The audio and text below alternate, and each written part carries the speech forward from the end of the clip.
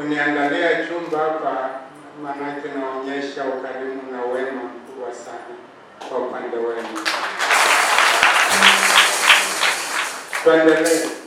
Tuendelee kuandaa hivyo vitu, lakini pia tusisahau ile barabara.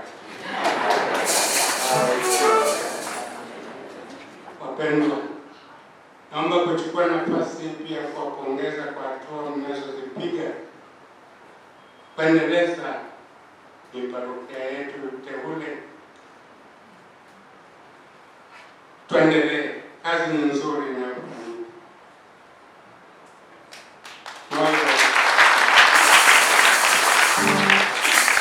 Ni kazi inayohitaji kujitoa kwa kila mmoja wetu, na tusichoke. Waliochoka ni wale ambao wanaruhusiwa kuzikwa kaburini. Hao wana ruhusa ya kuchoka. Sisi wenye tunaokuwa hai, hata ukiwa unajikokota, tusichoke. Tuendelee, tuimarishe hii parokia yetu,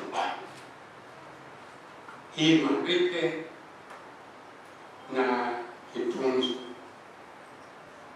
Nilikuwa naongea na mwenyekiti wa parokia kabla ya ibada ya takatifu, akaniambia tunakutayarishia chumba katika nyumba hii.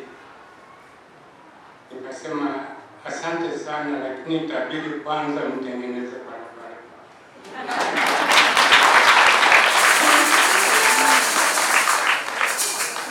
Kwa hiyo pamoja na kwamba thamani ya mahali hapa haitegemei barabara, lakini mkitaka kuniona sio kwa kupitia barabara hiyo inayokwenda, maana mtakuja kushtakiwa bure kwamba ni nini mmeua mzee wetu, na kumbe alikuwa ameshafikia siku yake. Hayo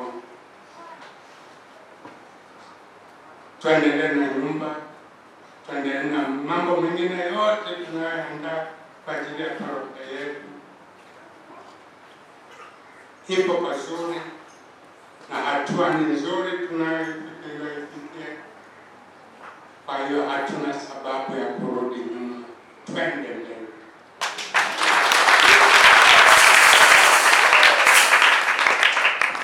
Na Mwenyezi Mungu azidi kujenga moyo wa ukarimu na ukarimu unaoweza kudhihirika katika maendeleo haya tunayo. Tumsifu Yesu.